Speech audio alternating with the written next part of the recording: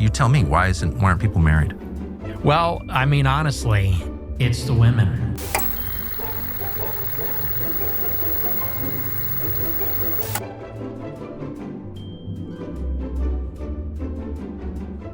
Tucker Carlson sat down with one of the biggest experts on women and relationships on the internet, Nick Fuentes. Tucker asks Nick, the leader of the Groypers, why isn't anyone married? And Nick makes it clear that the reason, and certainly the reason why he hasn't been able to get married, is entirely the women. So what are the other factors that prevent, I'm sorry I called you gay, by the way, but I think I'm just too old or something. I'm like, why is anyone married?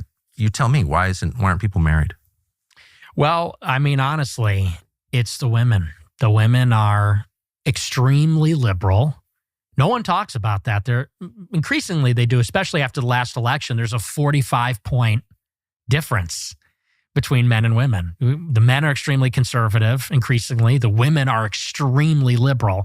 This is a common theme that we hear from the likes of Fuentes and those that align with him, that it is entirely the fault of women that the majority of women find them repulsive. No accountability, no self-reflection, and zero chance for growth. This clip also reveals something that is often overlooked about Nick Fuentes, that aside from everything else, the man is incredibly stupid, a moron, an idiot. He claims that in the last election, there is a 45-point difference between men and women. Increasingly they do, especially after the last election. There's a 45-point difference.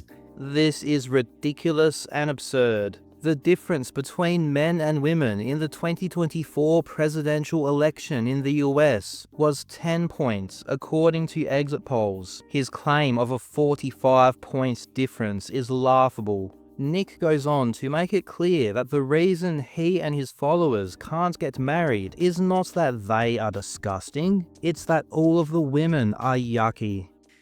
And I think a lot of men are looking at women and they're very liberal, they're overweight, they have a very high estimation of themselves. I think that people call it hoflation.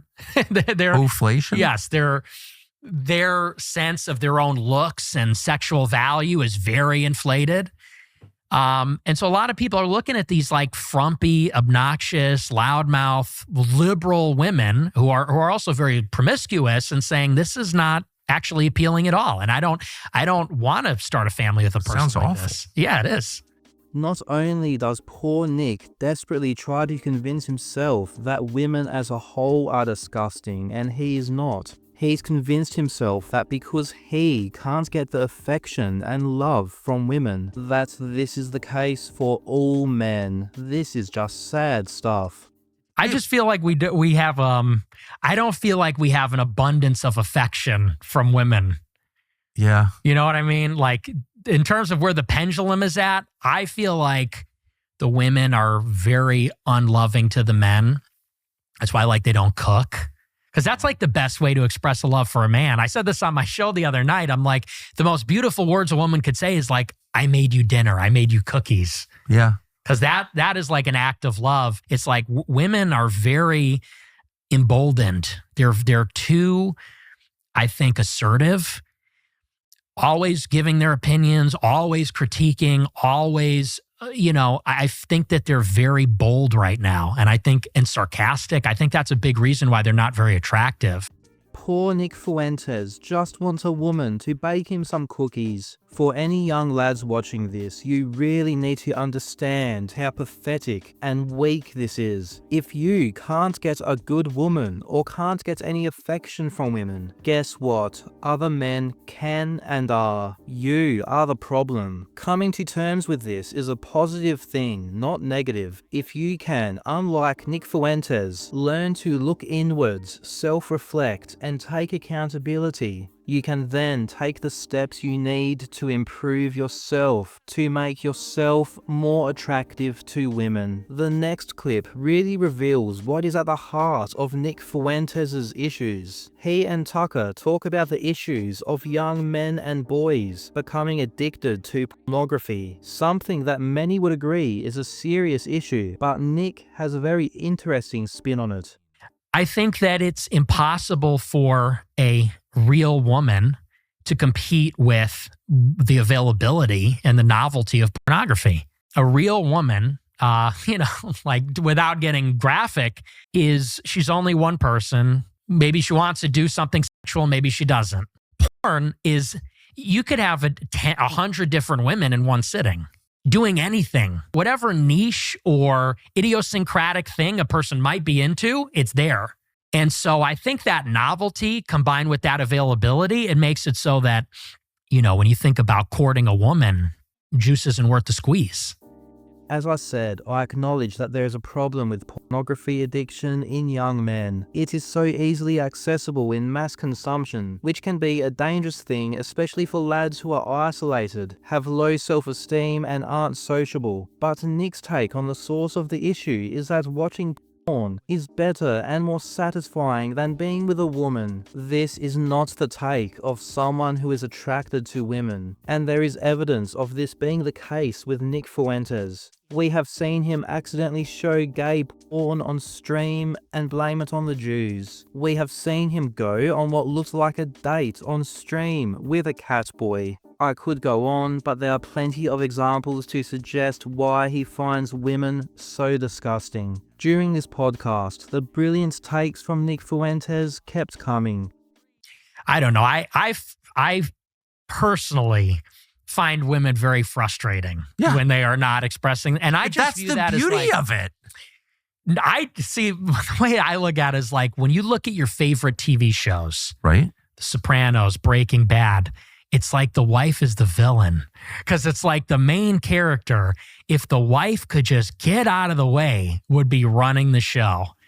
As someone who loves both The Sopranos and Breaking Bad, I found this one very funny. Now, the wives of the main characters in these shows, Carmela and Skylar, like most characters in these shows, aren't completely good. They have their moments of doing bad things or enabling their criminal husbands. But to suggest that they are the villains of the shows is hilarious. We are talking about two shows that are full of mass murdering psychopaths. If you told the creator of either of these shows that you thought that these women were intended to be the main villains of the shows, they would laugh in your face. This clip really shows that Nick is a child who wants to have a club where no yucky girls are allowed. It really said it all when, after spending all this time sharing his expertise on women, Tucker asked Nick if he's ever lived with one.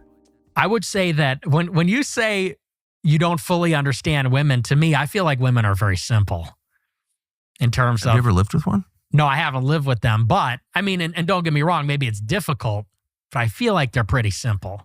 Embarrassing stuff. But the person who should be most embarrassed about this is Tucker Carlson for this shameless interview. This was a very deliberate propaganda puff piece interview for the filthy gremlin Nick Fuentes. The main pathetic lie that Tucker helped Nick spread throughout this interview was that he was completely shunned from right-wing media circles, not because he's a Nazi who praises Hitler and calls for the of Jews, but because he simply criticized Israel. Tucker gave Fuentes a safe platform to regurgitate this lie for 2 hours and talk about how unfair everyone has been to him. So that's pretty young to get canceled and pretty young to have friendships destroyed over politics. Like that's usually, like decades down the line. Right.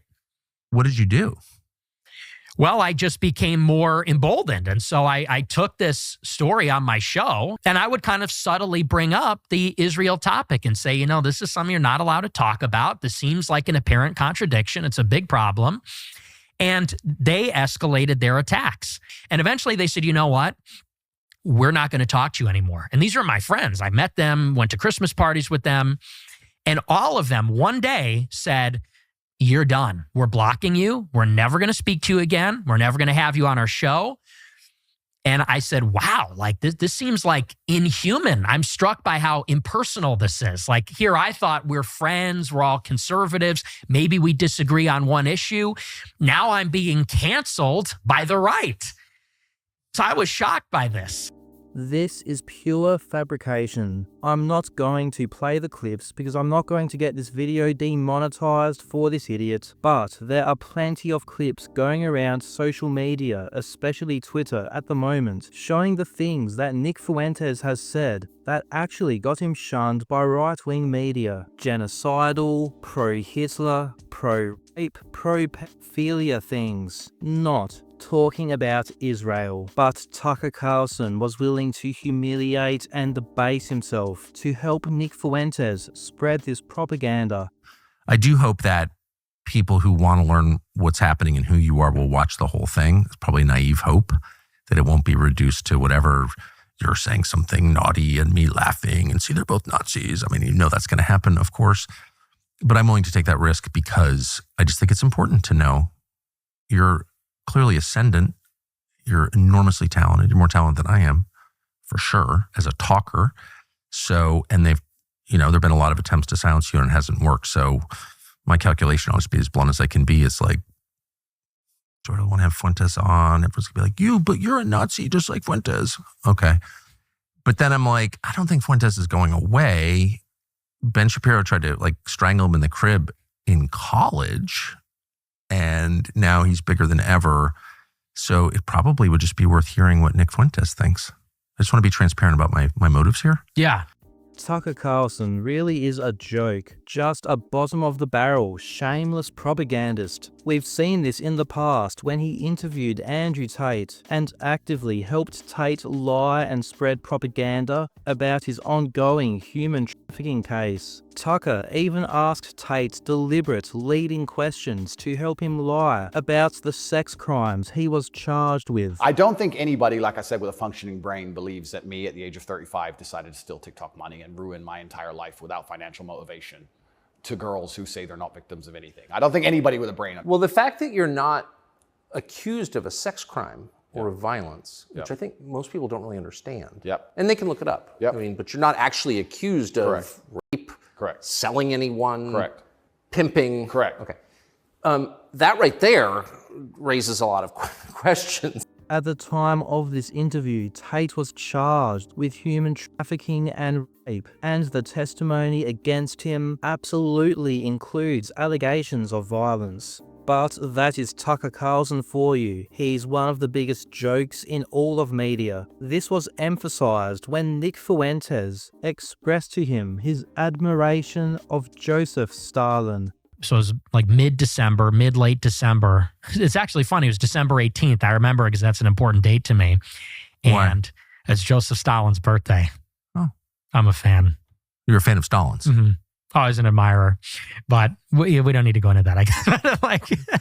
Well, that's, okay, let's get back to it. We'll circle back to that. It was weird because... Needless to say, they did not circle back to that. Tucker did not ask him why he admires a man responsible for the deaths of tens of millions of people through purges, forced labor camps, and mass starvation. Nor did he confront Fuentes on what a moronic contradiction it is to admire both Stalin and Hitler, two men who were enemies and would hate Fuentes for liking the other. What an embarrassment of an interview this was. Two of the biggest vlogs in all of social media. The positive that I have seen is that in the aftermath of this interview, the vast majority, both left-wing and right-wing alike, have condemned both Nick Fuentes and Tucker Carlson all over social media as the degenerates that they are. Thank you for watching, and if you'd like to support the production of these videos, as well as subscribing, you can join as a member and get early access to some videos. The members really make this all possible.